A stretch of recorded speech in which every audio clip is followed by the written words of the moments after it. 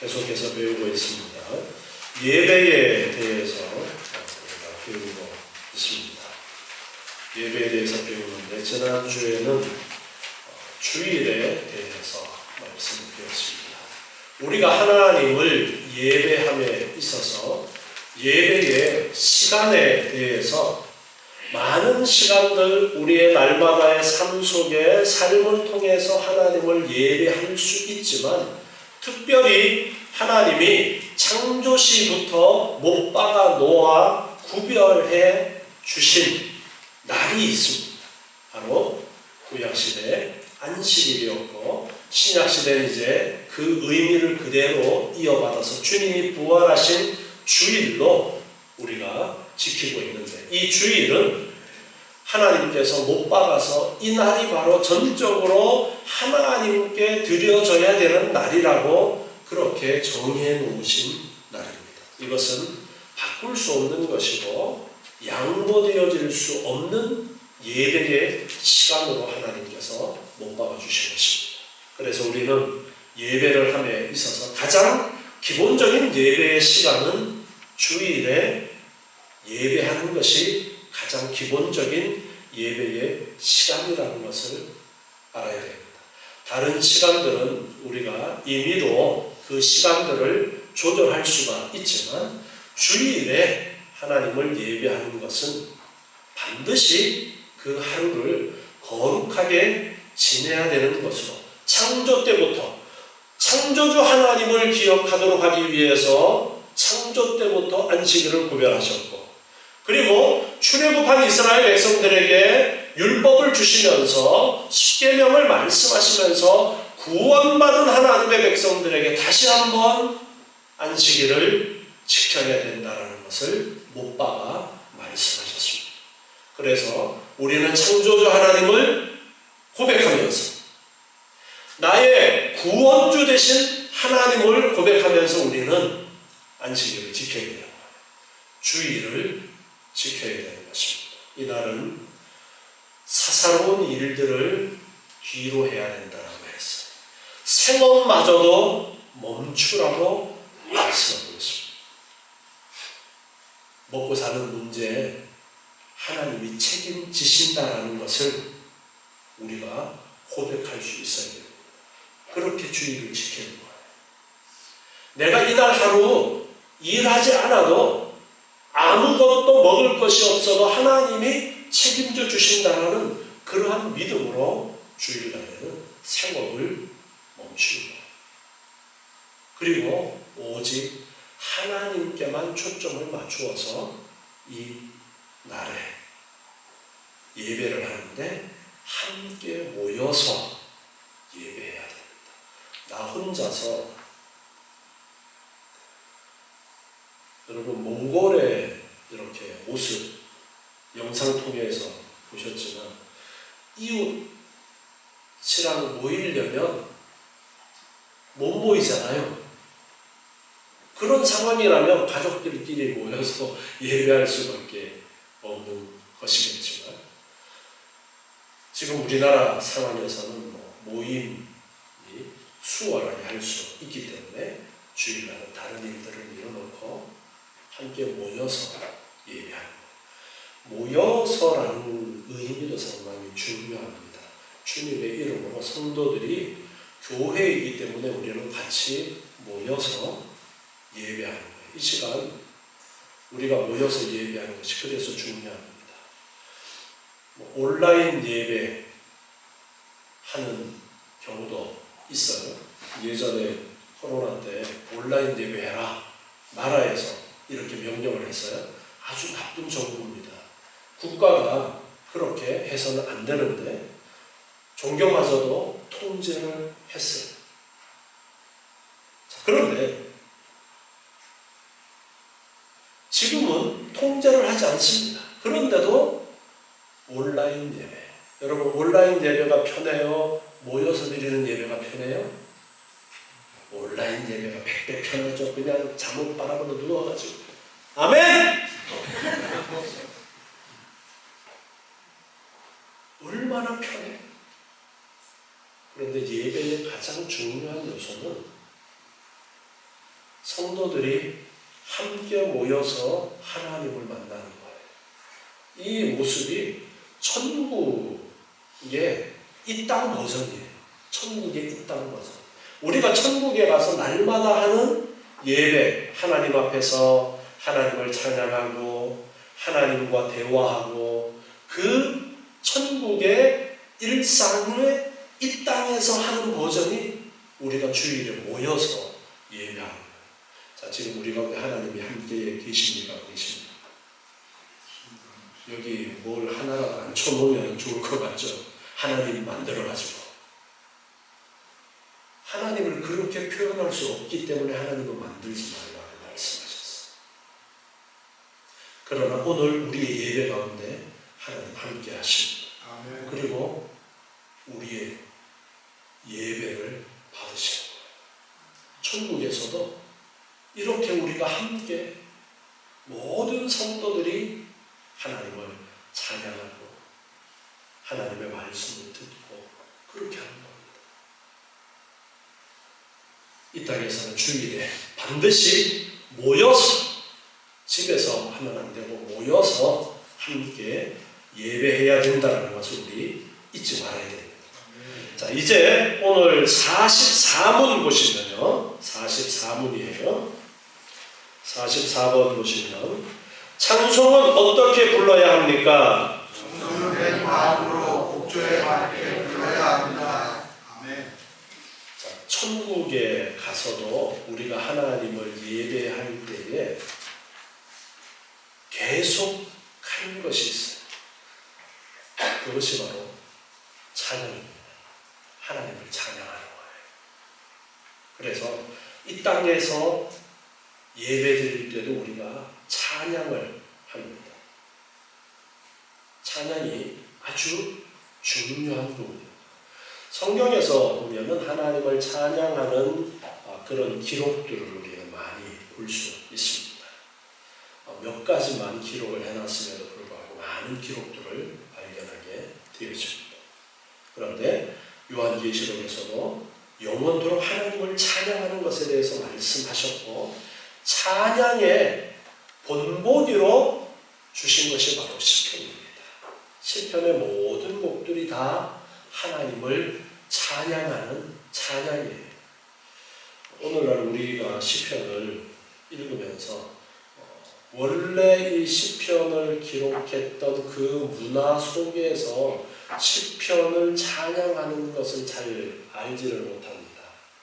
그런데 우리나라에도 옛날에 시조 있죠, 시조. 시조가 노래라고 그러잖아요. 저는 그 시조 전공이 있는 줄 몰랐는데 그런 전공도 있더라고요. 우리나라 대학에. 네, 그렇게 뭐 창가라고 그러던가 해가지고 그런 전공도 있더라고요. 그래서 우리가 오늘날 시편은 그냥 우리 시편에 그냥 글로 돼 있어서 하나님을 찬양하는데 운율이 어떻게 해야 될까를 잘 몰라요. 그런데 처음에 이 이스라엘 사람들은 이 시편을 읽으면서 그 나름대로 흐름이 있어요.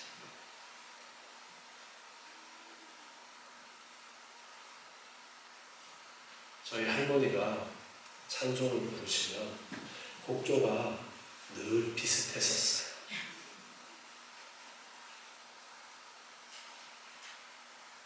도라지 타령을 따라서 찬양을 하시기도 하시고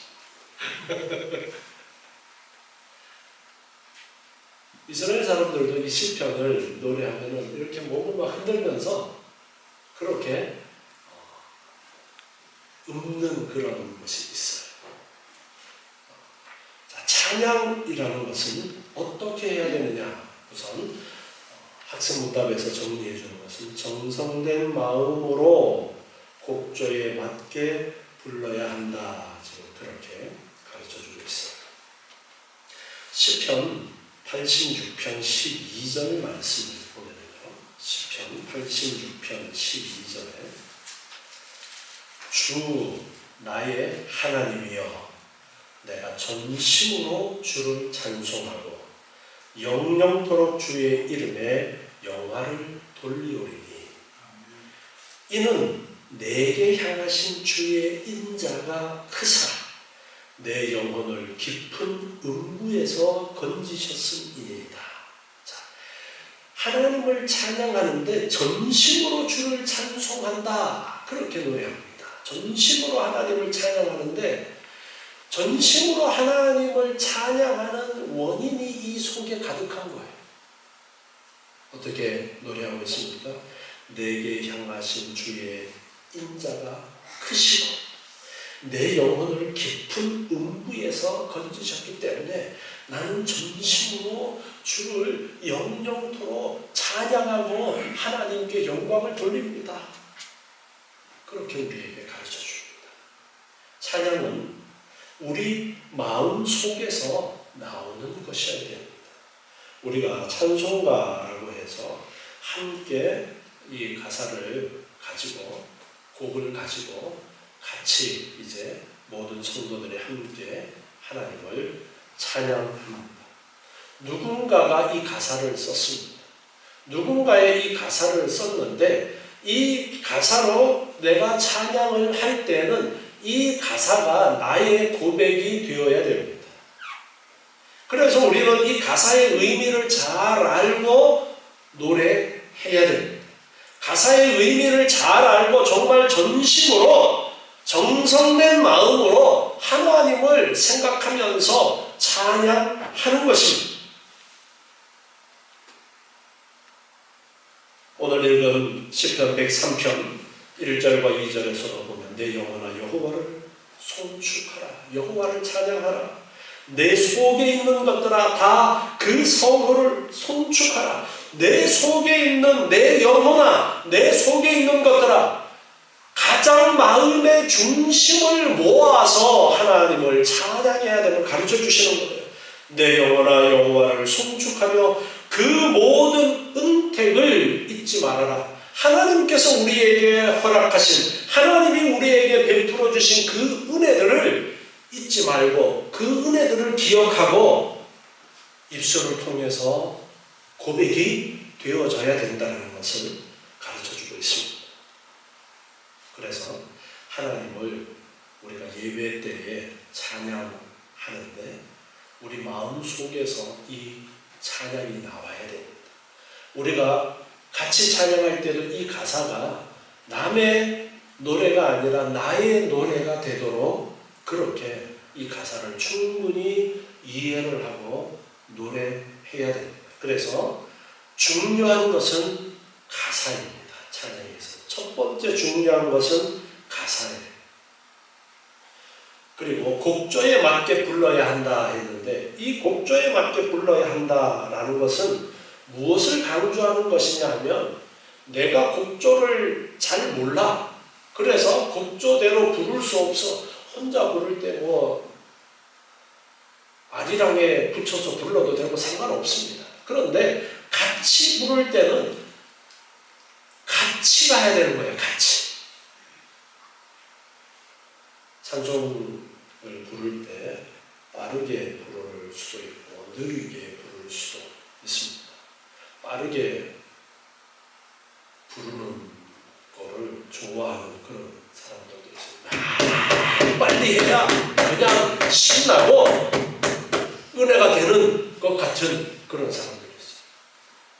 네, 여러분이 머리가 아주 빨라가지고 빨리 해도 정말 내 마음 속에서 그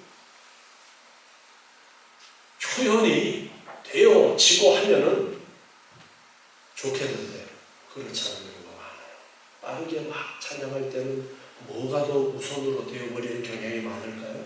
가사보다는 리듬이 빠른 그 리듬이 앞서가 버리는 경우가 일어날 수가 있어요.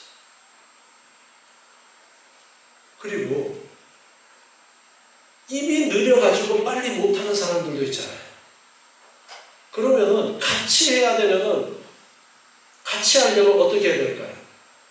조금 느려도 괜찮아요. 중요한 거는 같이 따라갈 수 있도록 하는 것이 중요하겠죠. 그래서 속도도 적당하게 맞추어서 같이 그렇게 찬양을 해나가야 된다. 가사가 먼저 첫 번째 중요하고 두 번째는 함께 할 때는 곡조에 같이 맞추어서 하도록 해야 된다라는 것입니다. 이 찬양은 천국에서도 우리가 계속하는 거라고 그랬죠. 그래서 이 예배 가운데 함께 하시는 하나님을 바라보고 내 삶 속에 역사하셨던 하나님의 은혜를 기억하면서 그렇게 하나님을 예배에 찬양해야 된다는 것입니다. 그리고 이 찬양은 나의 신앙 고백인 거예요. 그래서 하나님께서 내 삶 속에 어떻게 역사하셨는가를 생각하면서 하나님을 향해서 내 입으로 토해내는 신앙 고백이 바로 이 찬양이 되어집니다. 자, 제가 주일에 대해서 이야기하면서 안식일의 첫 번째는 창조주 하나님을 기억하는 것이다 라고 했어요. 창조 이후에 하나님께서 안식일을 선포하셨기 때문에 창조주 하나님을 나는 믿습니다라는 고백으로 안식일을 지키는 거예요. 두 번째, 출애굽 때의 십계명으로 또다시 강조를 하셨기 때문에 하나님이 나를 구원하셨습니다라는 것을 고백하는 것이 주일을 지키는 것입니다. 자, 안식일을 이제 신약 시대에 우리가 주님이 부활하신 주일로 바꾸어서 지키는 것은 예수님이 나의 구원자가 되셨고 주님의 부활하심으로 나도 부활할 것을 믿습니다라는 그 고백으로 주일로 바꾸어서 구약의 안식일의 의미를 지켜나가는 것입니다. 찬송은 무엇이냐? 날마다 내 삶 속에 은혜 내려주신 그 하나님을 생각하면서 하나님을 향해서 찬양하는 거예요. 그래서 중심에서 우러나야 되고 멜로디가 가사를 지배해서는 안 됩니다. 그래서 항상 멜로디보다는 가사가 중요한 것입니다. 어떤 교회에서는 예배 때에 악기를 사용하지 말도록 하는 그런 교회들도 있어요. 그 교회들이 잘하느냐 잘못하느냐를 우리가 평가해서는 안 될 것입니다. 그런데 왜 그들이 그렇게 하느냐? 멜로디에 지배될 수 있는 그러한 여지를 차단한 것입니다. 그런데 성경에 악기를 사용해서 하나님을 찬양한 예가 있어요, 없어요? 많이 있습니다. 많이 있기 때문에 악기를 함께 동원해서 예배당에 드럼 있으면 돼요, 안 돼요? 옛날에는 장로교회에서 예배당에 드럼 있으면 큰일 나는 거였어요. 그런데 드럼 있을 수 있습니다. 그런데 드럼의 문제점이 뭐냐면 드럼 아주 잘 치는 사람은 드럼으로 사람의 마음을 쏙 빼버립니다. 그런 능력이 그 타악기에 있어요. 그래서 조심해야 돼요. 조심해야 되는 것이지 절대 안 된다는 아니에요. 그래서 조심을 좀 많이 하는 교회에서는 아예 악기를 예배 때는 쓰지 말자, 그렇게까지도 한 겁니다. 그럴 수도 있습니다.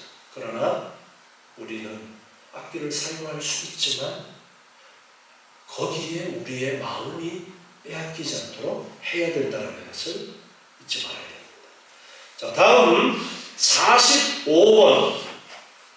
헌금은 무엇입니까? 예배 시간에 성도가 물질을 하나님께 바치는 일입니다. 아멘. 자, 여기에 정리 내려놓는 것을 한번 봅시다. 예배 시간에 드리는 것을 헌금이라고 하는데 성도가 받은 물질을 하나님께 바치는 것이다. 누구에게 바칩니까? 하나님께 바치는 것이다. 목사한테 주는 거예요? 아니에요. 하나님께 바치는 것입니다. 그런데 뭘 가지고 바치는 거예요? 성도가 받은 물질. 누구한테 받은 거예요? 하나님께 받은 물질. 아니, 내가 뼈 빠지게 벌었는데 그게 하나님한테 받은 거예요? 그 고백인 거예요. 헌금은 그 고백입니다. 내가 하나님께 받았다라는 그 고백을 하나님 앞에 물질로 하는 것이 헌금이에요. 하나님이 나에게 은혜 주셨습니다. 입으로 하는 게 뭐예요? 찬양. 입으로 하는 게 찬양. 하나님이 나에게 은혜를 주셨습니다. 물질로 하는 게 뭐예요? 헌금이에요. 내가 가지고 있는 모든 것이 하나님께서 주신 것이다라는 그 고백이 헌금에 담겨 있어야 돼요. 아유, 오늘도 예배하러 가면서 헌금해야 되니까 돈 챙겨갖고 가야지. 그런 마음보다가 하나님께서 나에게 주신 은혜를 생각하면서 물질로 고백하는 것이 헌금이라는 것을 여러분 잊지 마세요. 고백입니다. 하나님을 향한 신앙 고백의 일종인 거예요. 하나님께서 나에게 물질을 주셨고, 하나님께서 나에게 건강도 주셨고, 하나님께서 나에게 생명을 주셨고, 하나님이 나에게 영생을 주셨고, 하나님이 나에게 모든 것을 주셨고, 그리고 앞으로도 하나님께서 모든 나에게 필요한 은혜를 넘치도록 주실 것을 믿는 그 믿음으로 물질로 하나님 앞에 고백하는 것이 헌금인 거예요. 목사 도와주려고 하는 게 헌금 아니에요. 하나님을 향한 고백이고 하나님께 드리는 것이다라는 것을 여러분 아셔야 돼요. 하나님께 드리는데 그 돈은 어떻게 쓰여지느냐? 그 돈은 하나님의 뜻에 따라 쓰여져야 되는 거예요. 헌금은 하나님의 뜻에 따라 쓰여져야 돼요. 목사가 헌금을 자기 마음대로 쓰는 건 바람직하지 않은 일이죠. 그런데 헌금을 다 모아도 목사 생활비도 안 돼. 그러면 다 쓸 수밖에 없어. 왜?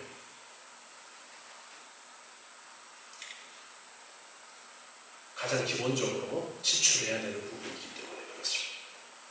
그래서 첫 번째 헌금은 하나님을 향한 물질로 고백하는 것이다. 이거를 분명하게 여러분 알고 계셔야 됩니다. 46번 보시면요. 헌금할 때 주의할 것은 무엇입니까? 인색한 마음이나 억지로 드릴 것이 아니고 감사와 자원하는 마음으로 즐거에 바쳐야 할 것입니다. 아멘. 인색한 마음이나 억지로 드리지 말아라. 그렇게 가르쳐주고 있어요. 고린도후서 9장 6절부터 말씀을 보시면요. 고린도후서 9장 6절부터요. 이것이 곧 적게 심는 자는 적게 거두고 많이 심는 자는 많이 거둔다 하는 말이로다. 적게 심으면 적게 거두고 많이 심으면 많이 거둔다. 헌금에 대해서 가르쳐 주시면서 이 말씀을 하고 있어요. 적게 심으면 적게 거두고 많이 심으면 많이 거둔다. 그리고 각각 그 마음에 정한 대로 할 것이요.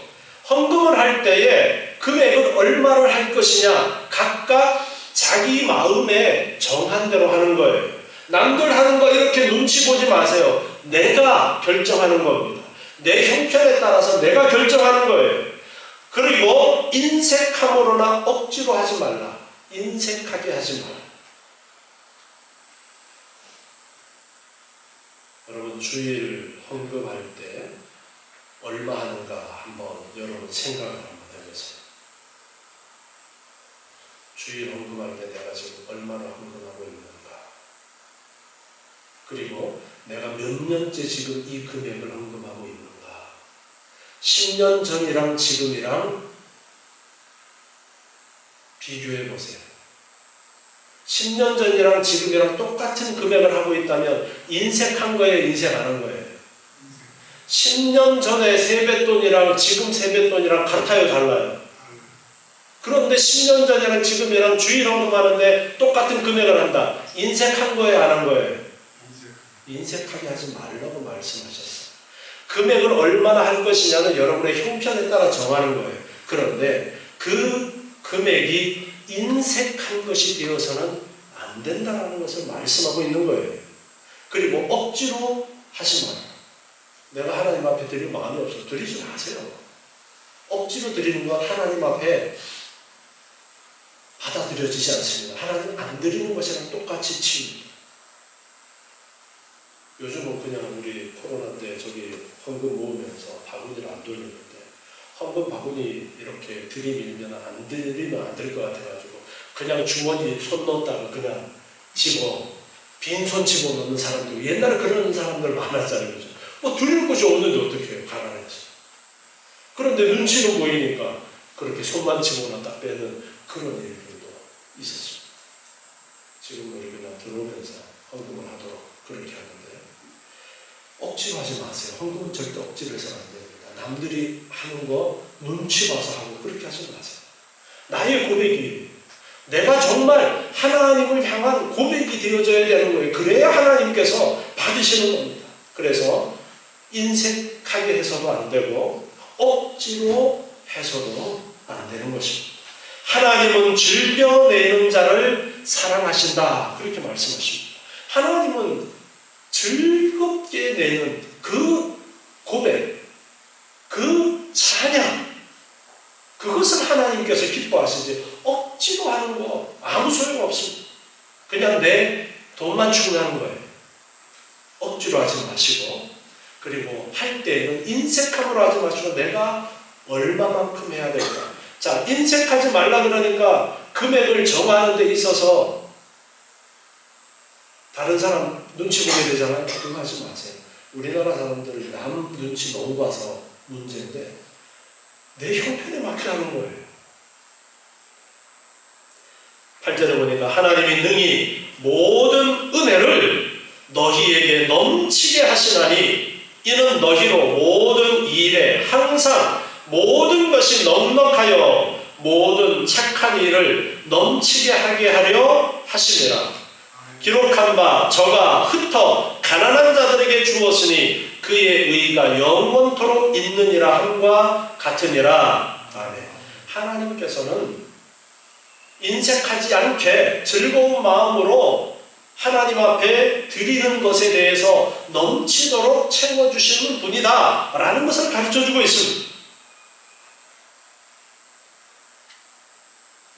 고린도전서 16장 2절에서는요 헌금에 대해서 말씀하면서 고린도전서 16장 2절에 매주일 첫날에 너희 각 사람이 일을 얻은 대로 저축하여 그렇게 말씀하면서 자기 형편에 맞게 이익을 얻은 그 기준에 따라서 헌금을 해라 그렇게 가르쳐 주셔요. 다음에 민수기 3장 45절 말씀을 드리겠습니다. 민수기 3장 45절에 이스라엘 자손 중 모든 처음 난 자의 대신에 레위인을 취하고 또 그들의 가축 대신에 레위인의 가축을 취하라. 레위인은 내 것이라. 나는 여호와니라. 구약에서 가르쳐 주신 것을 한번 살펴봅니다. 레위 지파를 하나님께 드리라 그렇게 말씀하면서 레위 지파가 누구 대신이냐 하면은 출애굽할 때의 마지막 재앙이었던 장자가 죽는 그 재앙 때에 애굽의 장자들과 애굽의 짐승들 처음 난 것은 다 죽었는데 유월절을 지킨 피를 문설주에 바른 그 집에는 장자가 죽었어요? 안 죽었어요? 안 죽었어요. 그래서 그 장자를 하나님께 드려야 되는데 그 장자 첫 번째 대신에 누구를 드리라고 말씀하신 거예요? 레위 지파를 드리라고 한 거예요. 그래서 레위 지파는 내 것이다. 누구 것이라고요? 하나님의 것이다. 하나님의 것이다.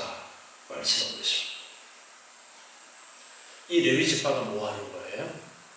레위 지파가 성전에서 하는 일들을 맡아서 진행합니다. 특별히 레위 지파 중에서 아론의 자손들이 제사장의 역할을 하는 것이고, 나머지 레위 지파들은 성전 안에서 일어나는 모든 일들을 처리해내는데 그 레위 지파가 하게 되어진 거예요. 구약시대 때의 성전에서 일어나는 모든 일은 바로 예배라고 그렇게 이해할 수 있습니다. 성전에서 제사 드리고 하는 모든 일들이 바로 신약의 예배의 의미라고 그렇게 이해하면 됩니다.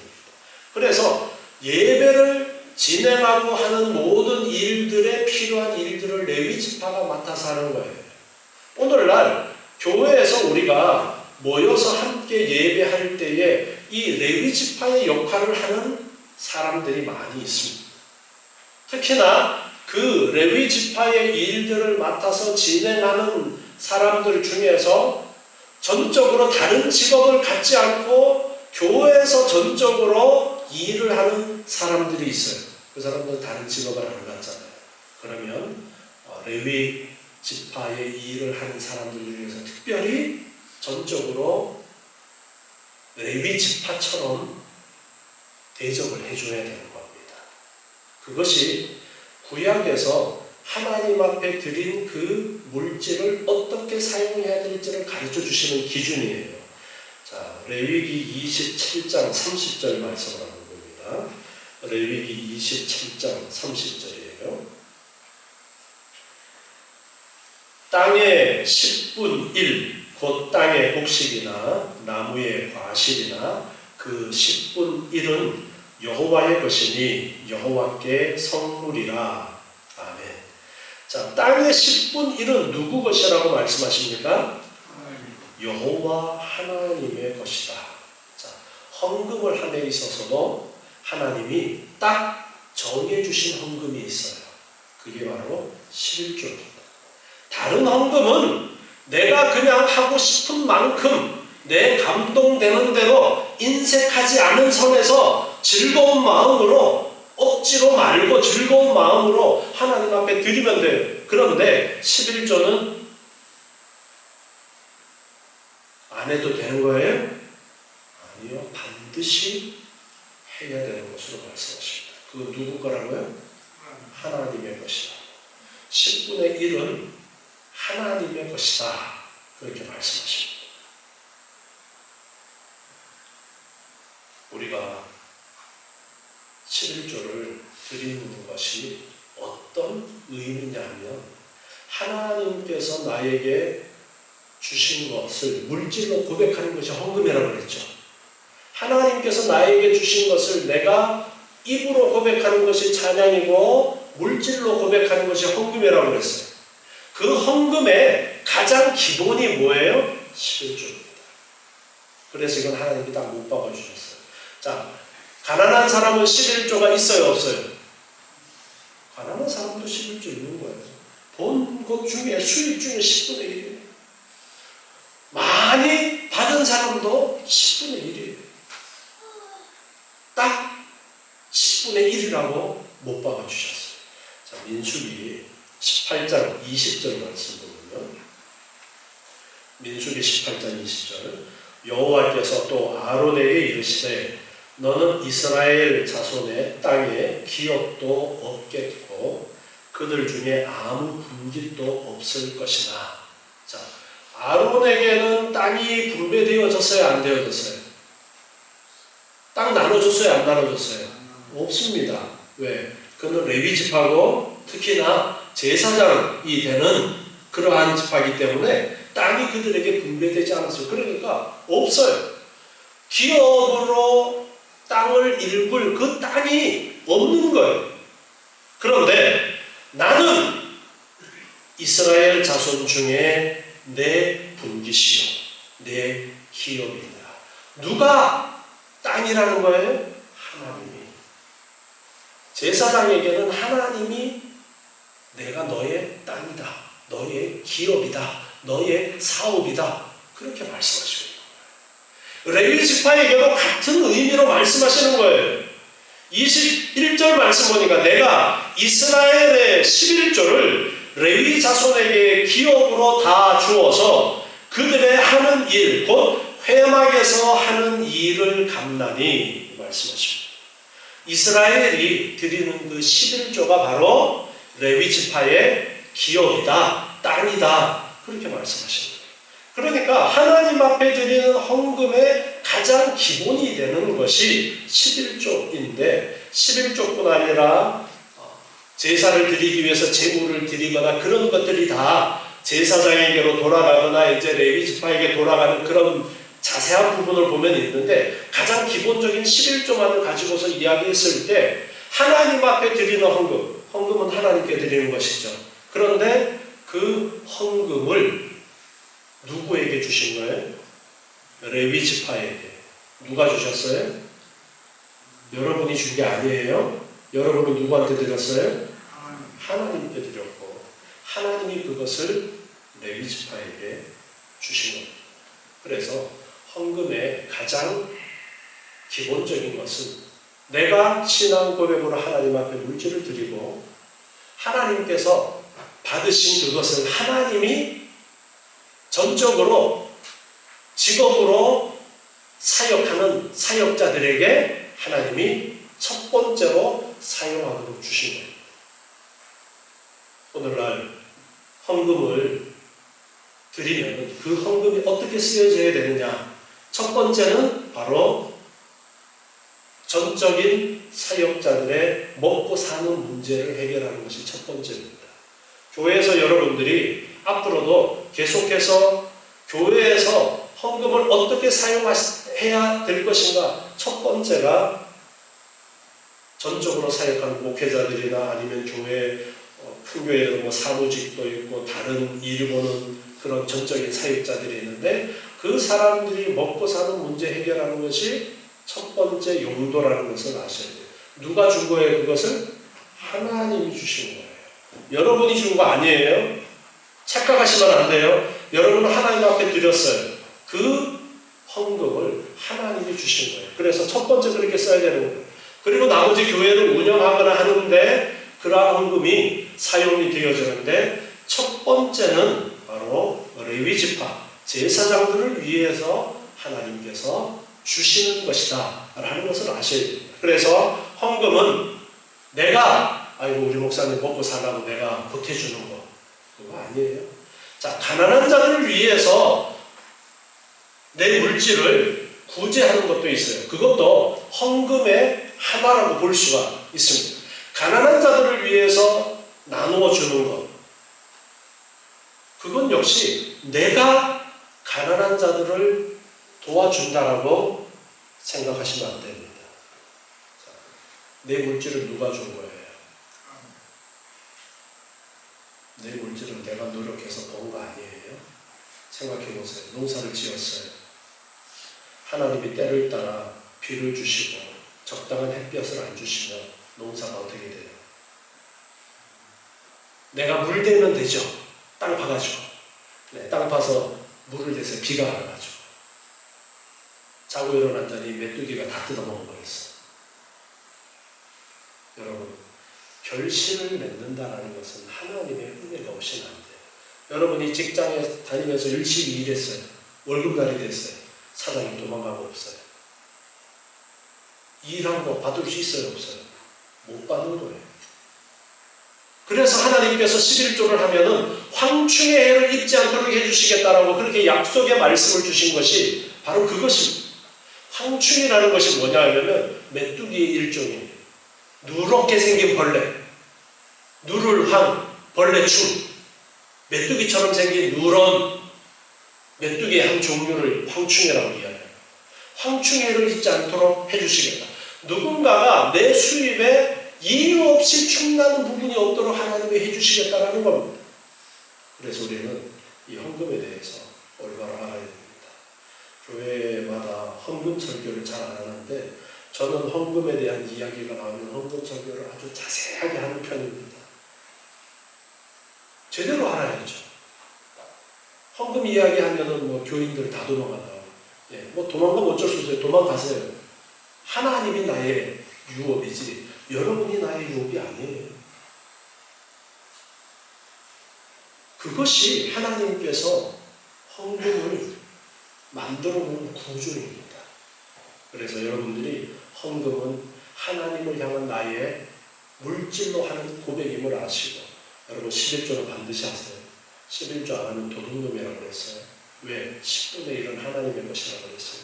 철저하게 여러분의 11조를 계산하세요. 특히 사업하시는 분들 계산이 잘 안 되면은 10분의 1보다 많이 드리는 것은 하나님이 뭐라고 안 하시지만 적게 드리는 것에 대해서는 도둑질하는 것이 될 수 있어요. 그러니까 계산 잘 하셔야 돼요.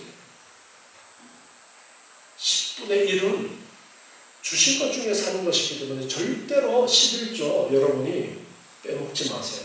11조 빼먹고 잘 되는 사람을 저는 못 봤습니다. 그런데 11조 드리면서 잘 되는 사람은 우리 성도들은 대부분 뭐 온전한 11조 하는지 대충 11조 하는지는 저는 몰라요. 그렇지만 우리 성도들은 11조 계속 11조 하면서 생활이 큰 부자는 없어요. 그렇죠? 그런데 큰 부자는 없어도 하나님이 때를 따라 살아가며 부족할 만도록 해주시는 은혜가 있는 겁니다. 그래서 이 기본적인 하나님께서 가르쳐 주신 이 원리를 잘 알고 우리가 예배 때의 헌금은 물질로 하는 고백이고 찬양은 입으로 하는 고백이다. 하나님을 만나서 하나님 앞에 입으로 고백하는 찬양, 여기에 모든 정성이 들어가야 돼요. 헌금을 물질로 하나님 앞에 하나님이 나에게 주신 은혜를 고백할 때에도 정말 정성을 담아서 기쁜 마음으로 해야지 남 눈치 보고 억지로 하고 그렇게 해서는 안 된다는 것을 우리 올바로 알고 예배 때에 하나님을 우리가 만나는데 하나님 앞에 온전히 찬양하고 온전히 헌금하고 해서 하나님 앞에 드리는 예배가 진실된 예배가 될 수 있도록 힘쓰시는 여러분 되시기 바랍니다. 기도하겠습니다. 하나님 감사합니다. 오늘도 예배에 대해서 배우며 찬양과 헌금에 대해서 특별히 배웠습니다. 아버지 하나님께서 가르쳐 주시는 그 귀한 뜻을 저희가 올바로 깨닫고 온전히 하나님 앞에 고백하는 저희들 되게 도와주시옵소서. 하나님께서 나에게 주신 은혜를 알고 입술로 고백하며 물질로 고백하는 저희들 되게 하시고 아버지 하나님 앞에 온전한 예배하는 저희들 되게 하여 주시옵소서. 날마다 하나님께서 내려주신 은혜를 알고 기쁨이 넘치고 감사가 넘치는 하루하루의 삶이 되도록 주님 인도해 주시옵소서. 우리의 삶 속에 하나님께서 내려주신 은혜가 넘쳐나도록 주님 복을 내려 주시옵소서. 예수님의 이름으로 기도드리옵나이다.